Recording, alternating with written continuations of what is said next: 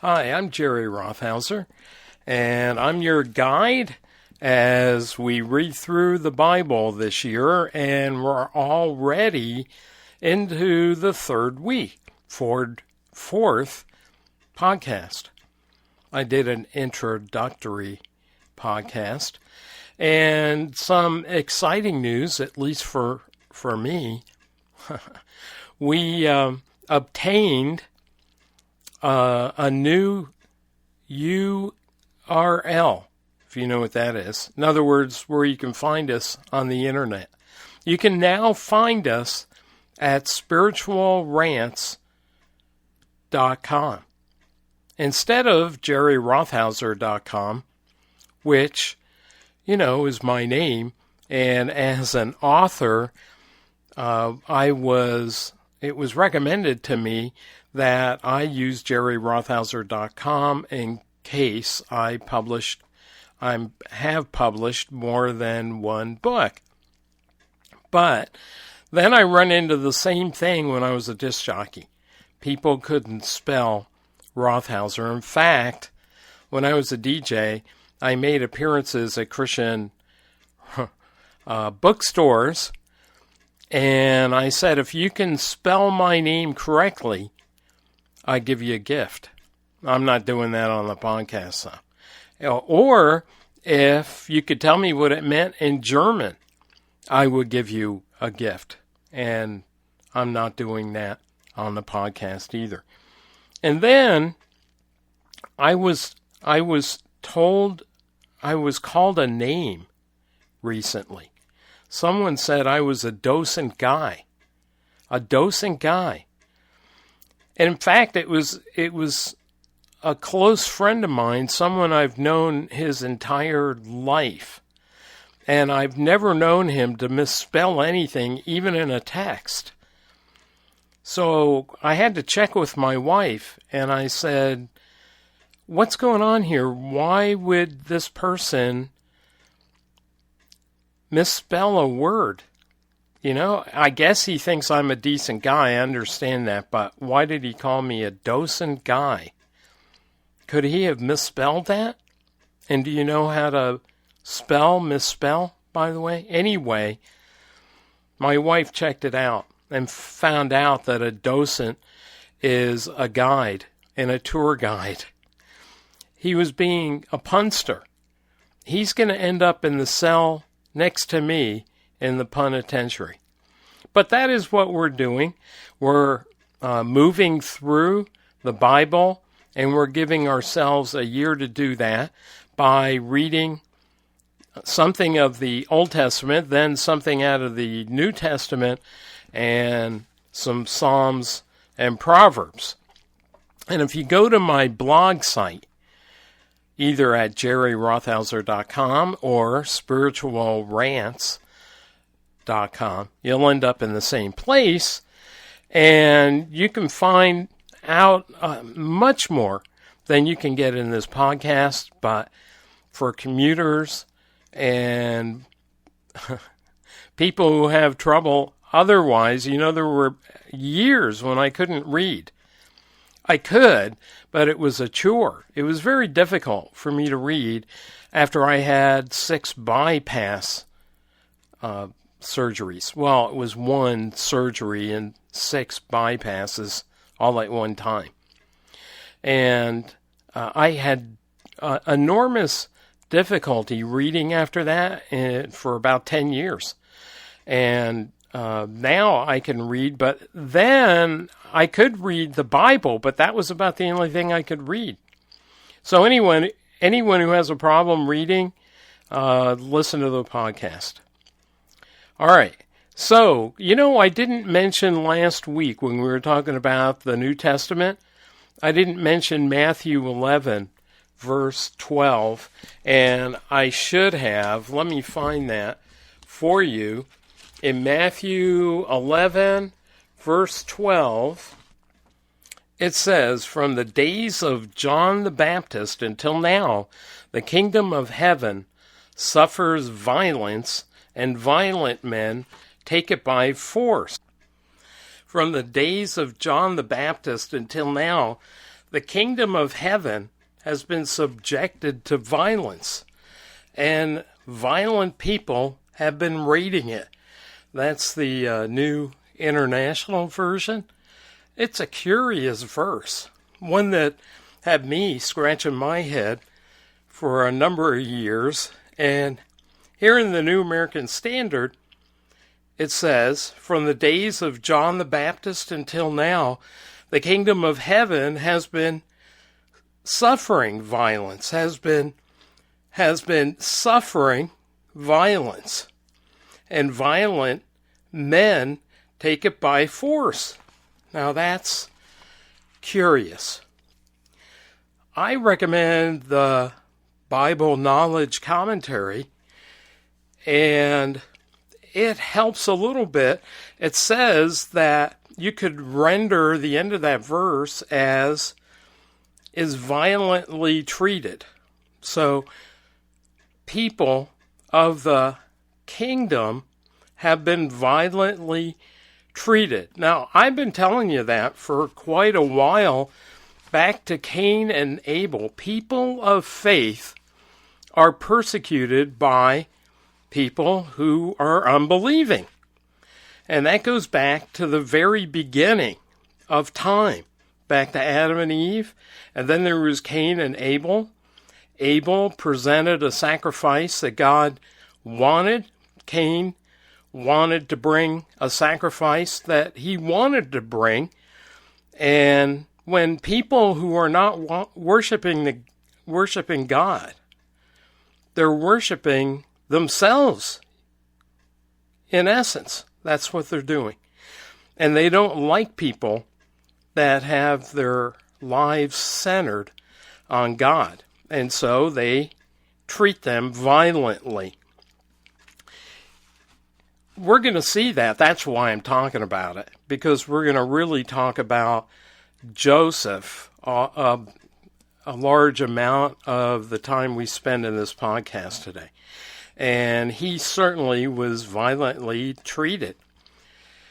I have been reading A.W. Pink, a saint of the last century, and he quoted a pastor that preceded him. So we're going well back into the 1800s, actually. A fellow named Thomas Scott.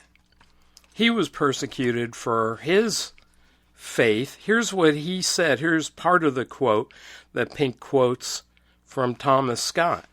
The believer's wisdom, however, consists in waiting quietly and silently under injuries, and in leaving God to plead his cause, except it be evidently his duty to be active.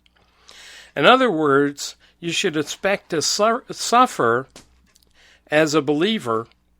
And in that quote, what he was saying, sometimes it's even your brethren who are rising up against you. Here's the end of that story. Thomas Scott, the minister, was shot several times, put in his own coffin, and left to die. They didn't finish the job. They let him bleed out. Is that horrible? And this was, faithless people that were rising up against him, tried to kill him, and left him for dead. That may sound familiar because that's what Joseph's brothers did to him. The key verse in understanding Joseph is verse 20 in the last chapter of Genesis. So we've now made it all the way through, completely through the book of Genesis. Here's the verse, and then I want to refresh your memory on what we've already looked at in the book of Genesis. Here's what Joseph ended up saying to his brothers. He said, "As for you, you meant evil against me." In fact, they tried to kill him, or a bunch of them wanted to kill him, and they left him to die, then they went back and thought better of it. That was good. But at any rate, God meant it for good, Joseph said to his brothers, in order to bring about this present result to preserve many people alive.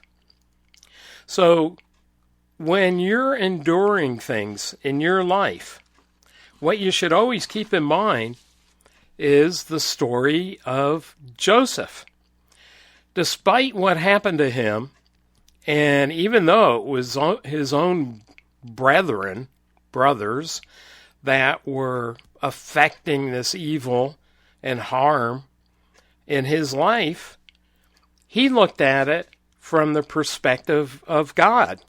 What did God want in my life? And in fact, God ended up protecting him, which he always does for all of us. So let me read that verse again. As for you, he's saying to his brothers, you meant evil against me, but God meant it for good, in order to bring about this present result, which we're going to find out what the present result was back then. And it was to preserve many people alive. In fact, that's what happened to Jesus, right? Someone, in particular, the devil, came against him, but all the devil-inspired people came against him to crucify him. And the end result was good for many people who were brought alive from the dead, because of Christ. So if we keep in mind one of our themes, and one of the main themes, that Jesus is the theme of the entire Bible, let me rehearse that for you a little bit. We trace that already to verse 1 of Genesis 1, because embedded in the word God is the Trinity. I told you about that already. And then in chapter 3, around verses 15, 16 in there, is a prophecy of Jesus dying for us and subduing the devil. That is a major theme of the Bible, is that from the beginning, Satan came against God and came against Christ, and he will be subdued by the time we get to the end of our reading in the Bible, in the book of Revelation. Now, along the way, we have hints of Christ and foreshadowing, we might call it, and the word that we use for that is a type. When we talk about a type of someone in the Bible, we're talking about a person or someone who has a cluster of characteristics that are like someone or something else. Usually about Jesus. That's what we're talking about. And here's the definition right out of the dictionary. A category of people or things having common characteristics. So, another example, a person or a thing symbolizing or exemplifying the ideal or defining characteristics of something else. So, in other words, we have someone like Moses is like Jesus. Someone, Judah, is like Jesus in some ways. Abraham is like Jesus in some ways. Specifically, and I've mentioned this before because it excites me, the angel of the Lord. Often when you see that particular phrase or term, the angel of the Lord, it's Jesus in the Old Testament.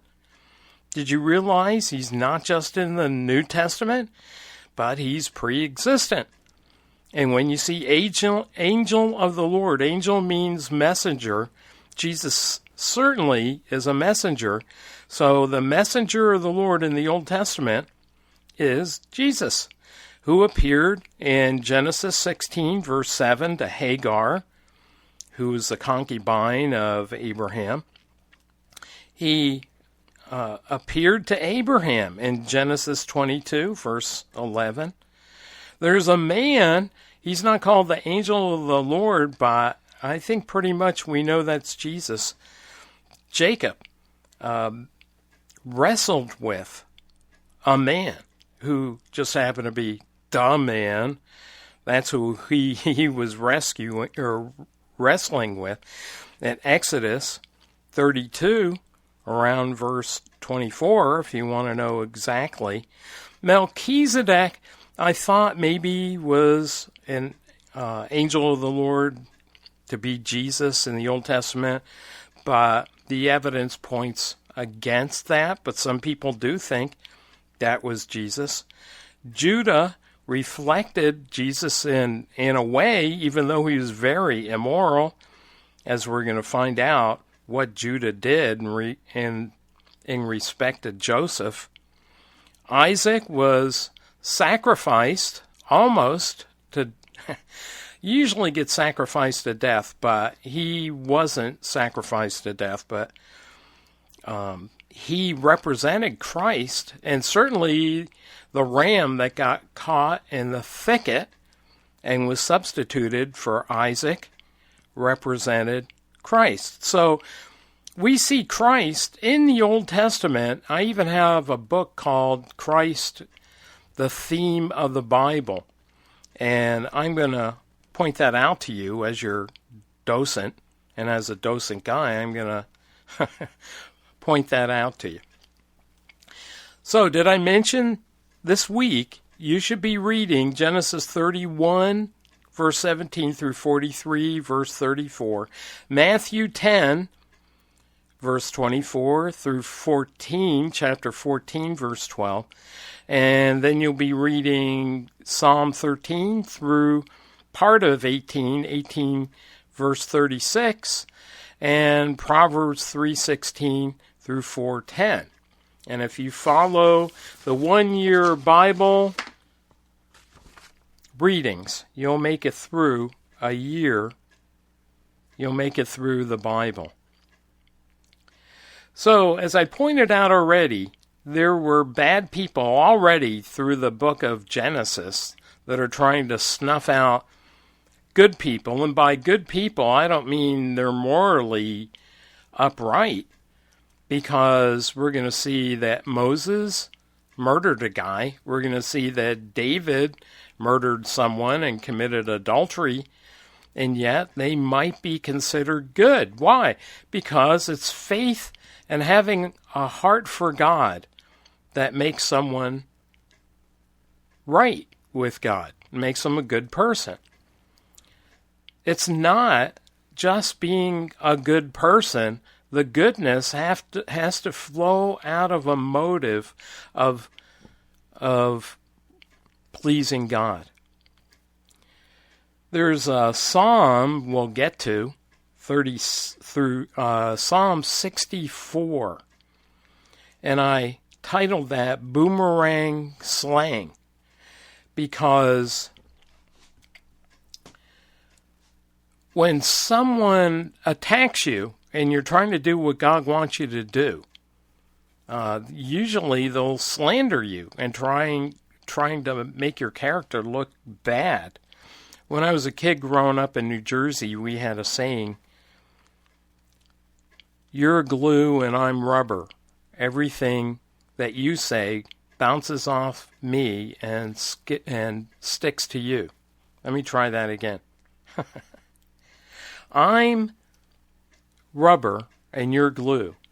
Everything you say bounces off me and sticks to you. Try that sometime. Not when you're in New Jersey, they'll beat you up, but at least in your mind, you can do that. All right, let's move on.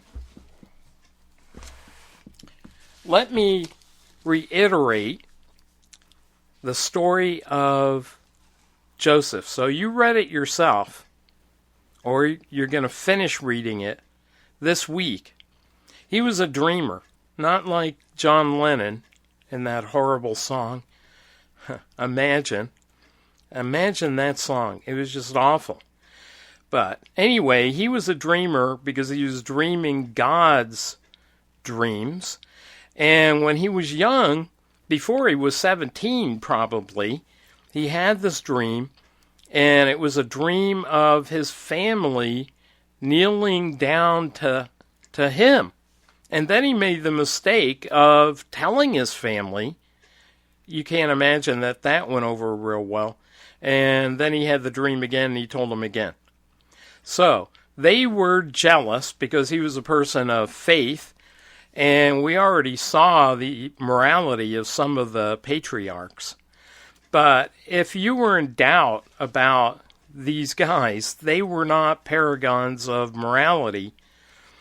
They were wanting to kill his brother. Can you imagine that? They wanted to kill their brother. Now, 6 of them had a different mother than the rest of them. They were born of Leah, who was like a concubine, really, because Jacob didn't want to marry Leah. He wanted to marry Rachel. And Rachel wasn't able to have kids for quite a while. And so he had 6 boys by Leah, and then 2 by Leah's maid, and then 2 by Rachel's maid, and finally comes along Joseph. And he made a mistake as a father. He preferred Joseph, all the other boys, over all the other boys. He preferred Joseph, and he showed it by getting them this fancy coat of many colors. You know, the same people who did Superstar as a Broadway play did a play about Joseph. It was actually pretty good. So he wore a fancy jacket, and his brothers were jealous of him, and so what did they do? Well, they wanted to kill him. Now, the oldest brother, he's supposed to have the most sense, and he had a little bit of sense. He said, well, let's not kill him. And Judah said, maybe we could make some money off of this deal. That's in essence what he did. So let's take him out of the pit that we threw him into. That's the abode normally of prophets. Micaiah, he's my favorite. We'll get to him in the Old Testament. And Jeremiah is another favorite of mine. They were both thrown in a pit. And then Joseph was thrown in a pit. So they took him out, they hauled him out, and some peddlers were going by, and so they sold him. And they lied to Pop, who was Jacob, and they said, oh, he got gored by some animals. And they put some animal blood on Joseph's coat to show him, to prove it. Now, there's a type right there of Jesus, the blood on his coat. And, you know, if you think about it, you probably are wearing a coat that has blood stains on it. Have you ever thought about that? Well, if you're saved, you have a coat like that. If you haven't trusted Christ, you don't have a coat like that. What do I mean? Jesus died for us, and when his blood of his death, the crucifixion, covers us, and it does when you trust him, then we go to heaven. We have a relationship with God. I think that's a symbol of that. And we're going to find out that Joseph is involved with haberdashery on more than one occasion. He indulges in sartorial, I should get that right, shouldn't I? Sartorial, it's easy for me to say. Splendor. In other words, there's a coat that's involved in his life at various points. Okay, so Judah says no, let's send him out, and sell him, and so he gets taken to Egypt, and he ends up in a high-ranking official's home named Potiphar. And Potiphar ends up really liking him, like really, really liking him. Unfortunately, Potiphar's wife also really, really likes him for probably the wrong reason. From what we can gather, Joseph was quite the hunk and probably looked like Greg Louganis, whatever his name is, the swimmer. And so she made advances to Joseph, and he didn't fall for that. He wasn't going to have anything of that. And she continued and continued, and he kept saying no. So she advanced in her advances and tried to rip his coat off. There's the coat thing again. And he fled. Well, you don't think she said, "Oh, what a great guy he is." No, she lied about him. She lied about him and lied about his morality. And that happens. When you're following the Lord, sometimes you get lied about, because that's the best way Satan can do you in, is by lying about your character. If you don't have good character and some decent morality after trusting the Lord, then your credibility is ruined. But God takes care of that. So, at any rate, he is thrown in prison. When he was thrown in prison, he meets the butler and the baker. I don't know where the candle maker was, but he wasn't there. The butler and the baker have dreams, and he interprets the dreams.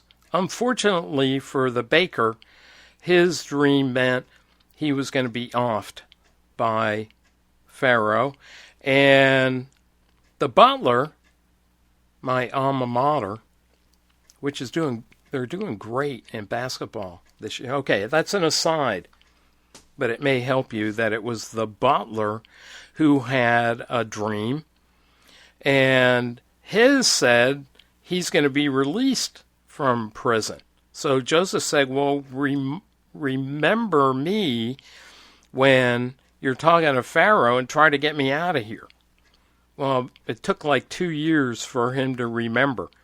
Pharaoh had a dream, and no one could interpret it for him. So the butler said, hey, I know a guy, and he does pretty good job at dreams. He was right about the baker, and he was right about me.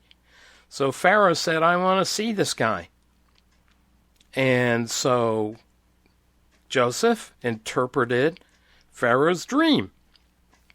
And Pharaoh's dream was about a coming famine, but the famine wasn't going to come until after there were 7 years of plenty, and then 7 years of famine. And Pharaoh said, hey, you're a pretty smart guy. Why don't you take charge of all of my affairs? Except for, whatever I want to do. You can do all the rest. Make a plan for the nation. So he did. And they stockpiled grain during the years of famine. When they had 7 years of plenty, they packed it all away. They socked it to the people, and the ripples were felt all the way to where Jacob was and his brothers. So what do you think happened? Jacob sent 10 of the boys out, not the youngest one, who was a full brother of Joseph named Benjamin. We'll get to him. But he sent 10 of them out to Egypt, not knowing, of course, that Joseph was alive and in charge of everything there. This is how God worked everything out. So the boys went out, and guess what happened? They ended up kneeling down to Joseph. He sent them back. He was clowning with them. Well, he wasn't exactly clowning with them. He didn't trust them. He had reason not to trust them. So he sent them back to Jacob with some grain, and he said, come back. And when you come back, he said, bring your other brother too. Well, Jacob was afraid to have the other brother go with the other 10 because he had already lost Joseph, he thought. So anyway, they came back, and they were pretty nervous because Joseph had put grain and put the money that they had paid Joseph for it. He put the money back in their sacks to see if they were honest or not. So they came back, they said, hey, we're sorry, we need more grain. We don't know how it happened, but they were quite nervous about it. They said, we've got all this extra money that we were supposed to give to you. So, we're going to give that back to you and some more. And please give us some grain. Otherwise, they were going to die. And there was Benjamin. Joseph had to go into another room and weep because he was finally getting to see his full brother again. And then he sent them back again, and he was clowning with them again, although he didn't trust them. He was testing them. So he gave them grain again. He put the money back in, and he put his special divining cup, and they put it in Benjamin's sack. And that was the brother they were most concerned about, because they knew that Jacob was already heartbroken, and he'd be even more heartbroken if he lost Benjamin, the youngest, who was by the wife that he really loved, Rachel. Anyway, Joseph sends them out again, and then he lets them go a little way away, and he sends his steward, or butler, as we like to call it around Indianapolis, sends a butler after him and says, hey, my master's losing, he can't find his cup.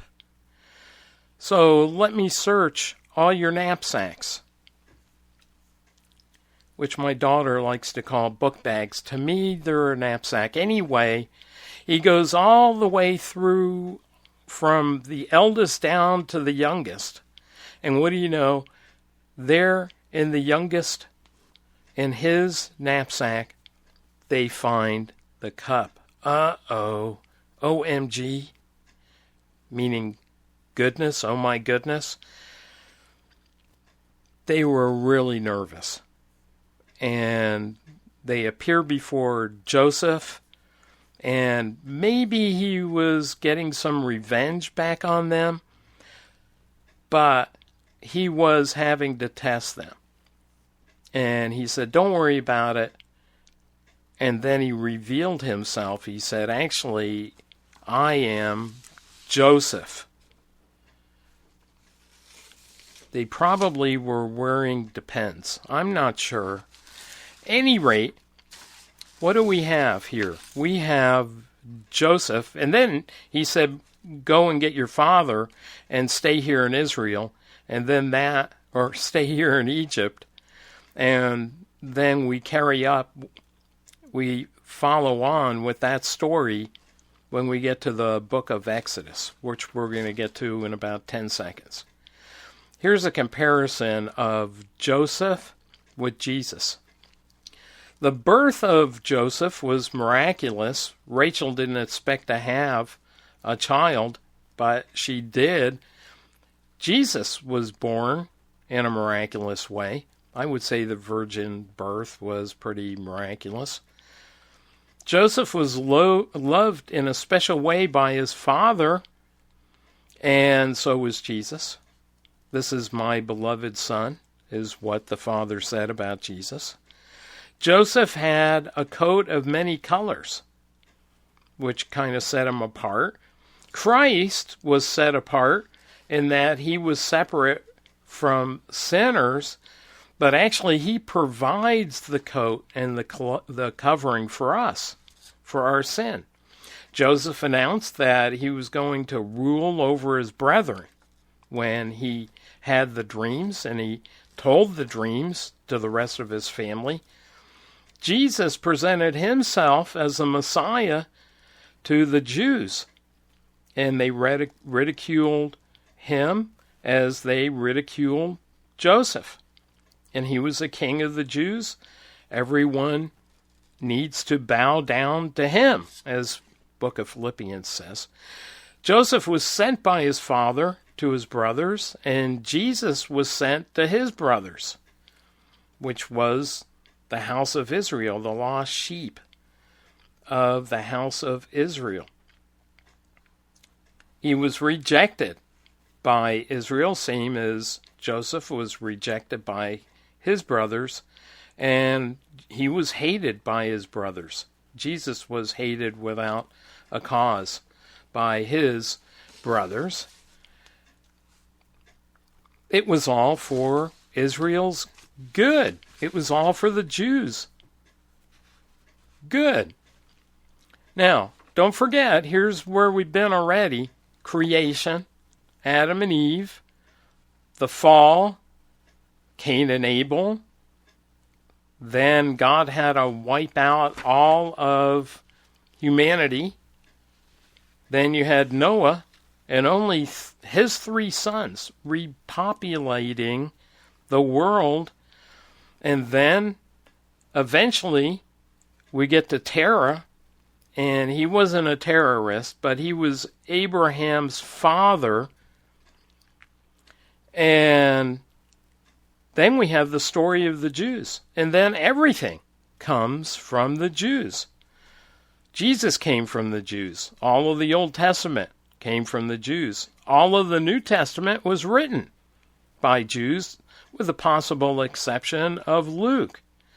And so the message of salvation goes to the Jews first, as it says in Romans chapter 1, verse 16, and then on from there. So you had Abraham, and maybe if it helps to remember this, well, get a chart.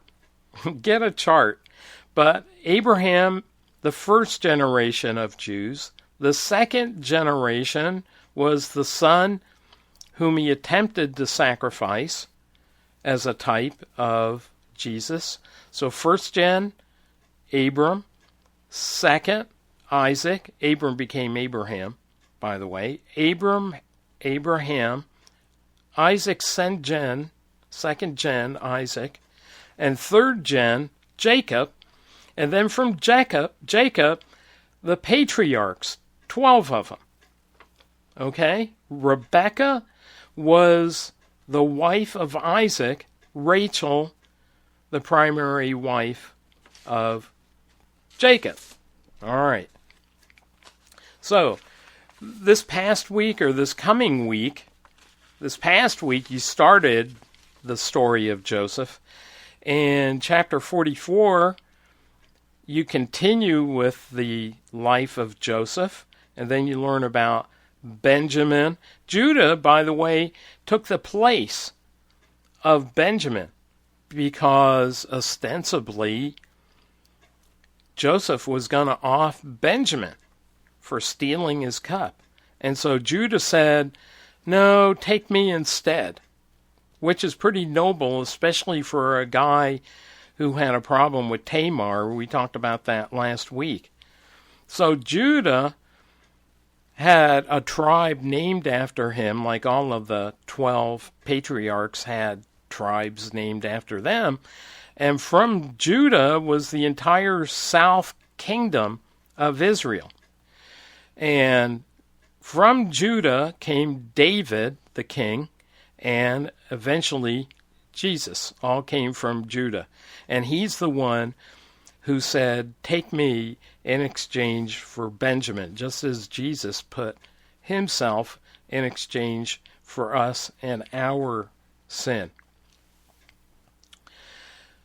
Well, then what happens? Jacob and his family, all of them, end up in Egypt. About 70 of them.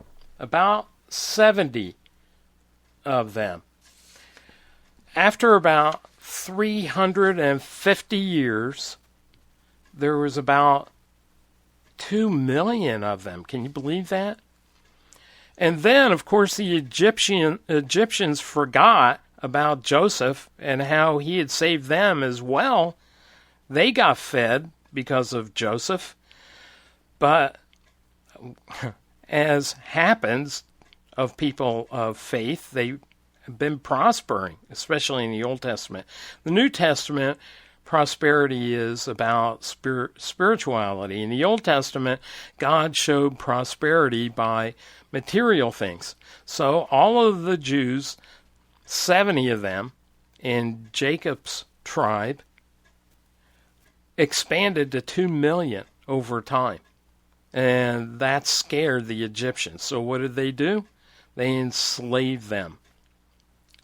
So in Exodus chapter 12, verse 40, it says there was 430 years.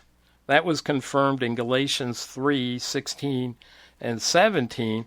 So 430 years from the call of Abraham, if you want to do the math, and 400 years from the time that God told Abraham this was all going to happen. That was 400 years around Genesis 12. Then we had 70 Jews expanding into 2 million and being made slaves of Egypt. So we pick up our story of Israel in Egypt. There were a couple of women that didn't like Pharaoh's policy of killing Jewish little babies. In particular, the boys. They were the ones who were a threat. The women were just grown up into wives for the Egyptians. So they weren't a threat, but the guys were. The two women were named Shipwreck and Puah. Okay, yes, I'm punning again. Shipra. Sounds like shipwreck, doesn't it? It's kind of funny because of what we're talking about is, involving water. Anyway, Shipra and Puah were midwives, and Puah said to Pharaoh, basically, Puah, I'm not going to kill these little Jewish cute babies. And so they would try to sneak them. Now, what happened with one of them, and his name, you know what it is? Moses. And guess what he is? He's a type of Christ in a lot of ways. His father was Reuel, and, if your other name was Jethro, you would go by Reuel too. His mother was Jochebed. His sister was Miriam. She was born before Moses, so she was quite a bit older. So Moses' mother tried to hide him and then thought, no, this isn't going to work. So she put him in a little crib, floating crib, and sent him upstream where she knew that he would get picked out. And I'm not sure she knew that Moses would get picked out of the water by Pharaoh's daughter, but that's who did it. And there was Miriam when that happened, and she suggested to Pharaoh's daughter, kind of interestingly. Why don't you have one of the Jewish ladies take care of him for you? And Pharaoh's daughter said, oh yeah, that's a good idea. Why don't we do that? So guess who they picked? Jochebed. And Pharaoh's daughter said, yeah, have that Jewish lady take care of Moses, and I'll pay her. That's a good deal, isn't it? You get paid for taking care of your own kid. That's pretty cool. Now, Moses means one who draws out. And I think that that's a symbol of the rapture. That we'll get to that when we get to the church. But I think there's a time, and we may be getting real close to it, where the church is going to be taken out of the world and sucked right up to heaven, because things are going to get so bad on earth that God is going to take his own out of the world before things become basically what I call hell on earth. Now, it's not. Hell is worse than the hell on earth, but the hell on earth is a type of actual hell. Noah and the ark is also a type of the rapture. When Noah was taken out of the world and all of the sinners that opposed God were left on earth, Noah and the ark was a type of the rapture. Moses, we can divide up his life in thirds. The first of his 40 years were with Pharaoh. The next 40, he was on the backside of the desert, which God often does to his servants. Well, they learn how to depend on him. So the first 40 with Pharaoh, and he had the best schooling. If Harvard was a good school, we would say basically for 40 years he had a Harvard education. So when we believe that Moses wrote the first 5 books of the Bible, he was more than capable of writing things well. The next 40, he was a shepherd, and there's a type of Christ being a shepherd. David was a shepherd. And then the next 4, actually all of the patriarchs and Joseph were all shepherds. And then the last 40, he had the irritation of leading all of the Israelites. In chapter 3 of Exodus, Moses has an encounter with God. I am who I am. And if you know anything about the names of God, which you may not, Elohim was one. We talked about that in Genesis 1. Yahweh is another. And Yahweh is basically formed from the word to be, or the verb to be, that we would use in English. And then we have is and will and verbs like that. But they're all built on the to be verb. And when Moses said, who am I talking to? God said, I am who I am. That's related to the name Yahweh. It means that God is ever present. You know, like in Psalm 42, he's called an ever present help to us. We used to say "en help." Now I guess we just say "a help." I like "en help." But God is to us. And did I say Psalm 42? But what I really meant was Psalm 46. So Moses appealed for Israel's deliverance in chapter 5 and prayed for the country, and the answer was he tried to help them, and they had to build things with bricks that had straw in them, which is easier to make bricks with straw than make them without straw. And when he was representing all of the Israelites to God, guess what happened? And that happens, when you dedicate yourself to God, that doesn't mean that things are just going to get easier for you. Sometimes they get a lot harder, and that's what happened to the Israelites.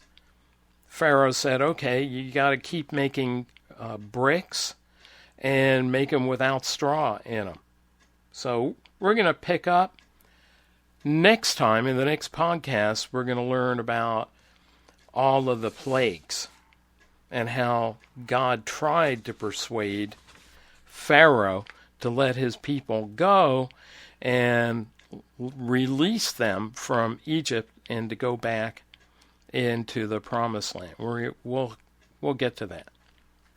All right, I mentioned in the New Testament last time that I didn't cover Matthew 11:12 about violent men and how they try to take the kingdom of heaven by force, but we've seen that all the way through Scripture. Then Jesus came, and of course they rejected him, but he tried to prove to everyone that what he was saying was true, so he fed the 5,000. Gave them fish and chips. Now, that wasn't just because he was trying to feed them, although he was doing that to do a miracle to show them who he was, that he was God. And then, of course, later on, he repeated it, and it was 4,000. Now, when we talk about 5,000 and we talk about 4,000, that didn't include men. It included only men, but not women and children. So it was a lot more, probably like 20,000 or so that he fed. He walked on water, and again, that wasn't just to have a shortcut of where he was going. He did that to show that he was God. And I'm not going to go through everything in the New Testament. I'm just hitting the highlights and the peaks. But what's really important when you get to chapter 16 is the first mention of the church, and about the only mention of that term, church, ekklesia in the Greek, which means the called out ones. They're called out of the bulk of humanity to be saved and to have a relationship with God, which is anyone who wants to have a relationship with God, by the way. And then he's going to do something new, Jesus is. He offered the kingdom to the Jews. They rejected.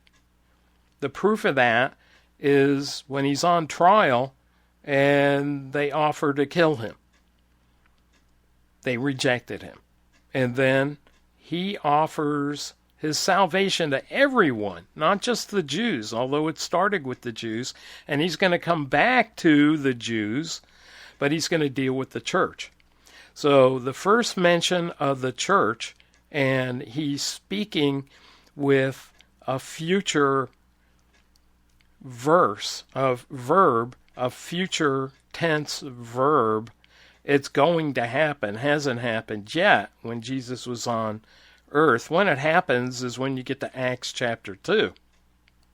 That's the beginning of the church. And when I get there, I'll prove it to you. But I think it's pretty obvious. The church is not the tribes of Israel and all the things we've been talking about in Jacob. It's something different, and it's Gentiles. And Gentiles are the opposite of Jews, although it could It could include some Jews. Most of people you know in church now are Gentiles. Some may be Jews, but most are Gentiles. I'm part Jewish, and I'm a member of a church.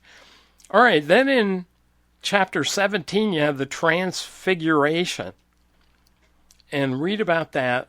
That's like not just a little bit cool, that's like really, really cool.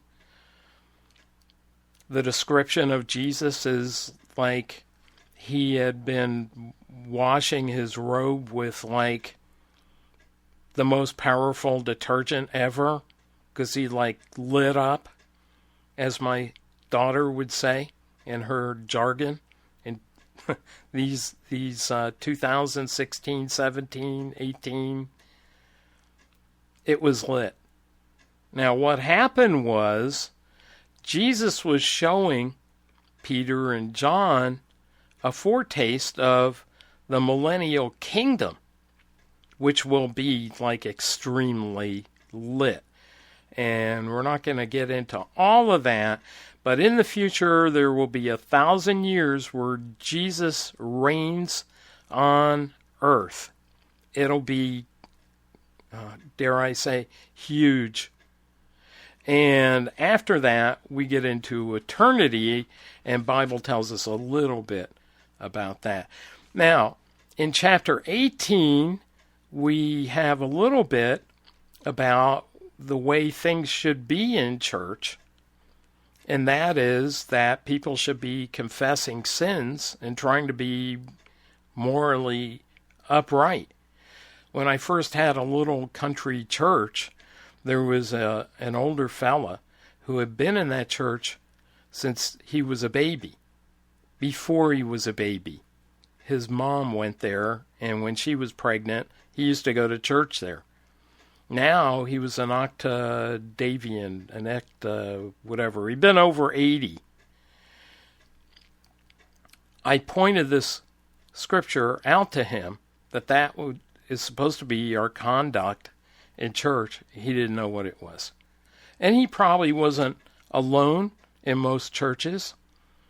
Most churches probably don't know what it says, that you're supposed to confess your sins, and the church is supposed to hold you accountable for acting like Christ. I mean, when you get way, way out of hand, that doesn't mean the church needs to get into every tiny little sin that you commit. But the public ones, and everyone knows about it in the community, the churches, it doesn't mean that they just kick you out of church. It means they should help you. That's what the deal is. It's love. It's not just, smacking people around. At any rate, that's in chapter 18. Then in 19, speaking of which, we talk about marriage. Now, we had a lady in our church that wanted to join the church, and she was divorcing her husband, and it wasn't for a biblical reason at all. And she was divorcing her husband, wanted to join the church. And I said, well, let's hold up on that. Yeah, you can join the church, but let's work on your marriage first and worry about that first. That's what a church should do. All right, you're going to read in Psalms. 18 has this great verse, so look for it. It says, I can leap over a troop. It sounds like you're going to end up like Superman, like, transversing a skyscraper. But find that one. It's pretty cool.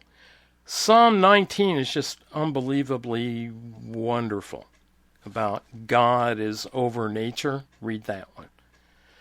22 is actually a description of the crucifixion, if you can believe that. Psalm 22. Read about it in there. You can see what the crucifixion was like for Christ. You're going to read that over 2 days, by the way. And if you're a Guess Who fan, there's a song on their greatest hits. And see if you can find it.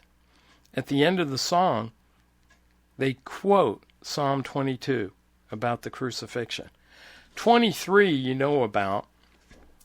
I was, I guess, shell-shocked after my mother died, and so we were at the funeral home, and the funeral director said, "What scripture do you want read at your mother's funeral?" And I'm like, "Oh, gee, I know the scripture. I can't think of anything." He said, "What about Psalm 23? Ah, right. Perfect." And it is. And it was. Read Psalm 23. When you get to Proverbs, verse 18 of Proverbs 4, "The path of the righteous is like the light of dawn that shines brighter and brighter until the full day." Then verse 19, "The way of the wicked," in contrast, "is like darkness. They do not know what they stumble." I used to work for a guy years ago. He was almost the best man at my wedding. Fortunately, that didn't work out. God superintended over that situation. But he thought that verse 18 referred to me. That's quite a compliment. "The path of the righteous is like the light of dawn that shines brighter and brighter until the full day," which any believer should be that way. Unfortunately, this is sad. I pray for him. He ended up in house arrest. I don't know if he's out now, but he was unfortunately more like verse 19. Anyway, check that out. 23 is a heart patient. I have a special place in my heart for Proverbs 4, verse 23. No pun intended, or maybe intended. "Watch over your heart with all diligence, for from it flow the springs of life." And I take that literally and metaphorically. You have to have a heart for God. That's the most important thing. Not whether you sin, although you should try not to, but we all do. But we need to have a heart for God. And we also have to be careful of our physical heart and eat right, exercise, all those kinds of things. And emotionally and spiritually, that affects our heart as well. Then when you get to Proverbs chapter 5, that is some passage. Proverbs chapter 5, I've already told you that the theme or the purpose of the book of Proverbs was mostly, if not completely, written by Solomon, and it was advice to a son of his, which of course applies to women too. But Proverbs 5 particularly is a warning against prostitutes, women of the evening, as it were. I can't believe there's a whole chapter on that. Must have been a problem back then. Of course, we don't have that problem now. Oh, wait, maybe we do. It's called the internet. The internet. All kinds of men looking and searching out prostitutes on the internet like they had no imagination of back when Proverbs 5 was written. But verse 15 kind of summarizes things there. Verse 15, chapter 5 of Proverbs, "Drink water from your own cistern and fresh water from your own well." And then read chapter 5. All right. I think you've been coated with the truth today. Notice the coat on Joseph 3 times. The first time, his father gave him this beautiful coat, and I think represents the righteousness of Christ. If you want to check it out, we're going to get there eventually, but if you get to like Zechariah chapter 3, there's a Joshua, not the Joshua of the book of Joshua, but a high priest, namesake Joshua, And you can read in chapter 3 about his coat and his robe, which is the covering that Christ gives us of righteousness. Not in our own righteousness, which is filthiness, as we'll find out in Isaiah 64, verse 6. It is Christ's righteousness, not our own, that we have by having a heart with God, a heart for God, and trusting him. So there's the first coat that his Father gave him, which our Father gives to us. Secondly, the person of unfaith and a bad lady tried to rip off his coat, Potiphar's wife. And then, after he got to Egypt, he got a new coat. Papa maybe got a new bag, but Joseph got a new robe as the second in control and command of Egypt to Pharaoh. And then you'll read about Moses, and then we'll get to the plagues, and hope that my podcast does not plague you as we get through all 7 of those. They're just remarkable. They're wonderful. And certainly on this day, as I'm recording, Inauguration Day, we'd have to say those plagues and how God handled things. And at the Red Sea, it's huge. See you next week.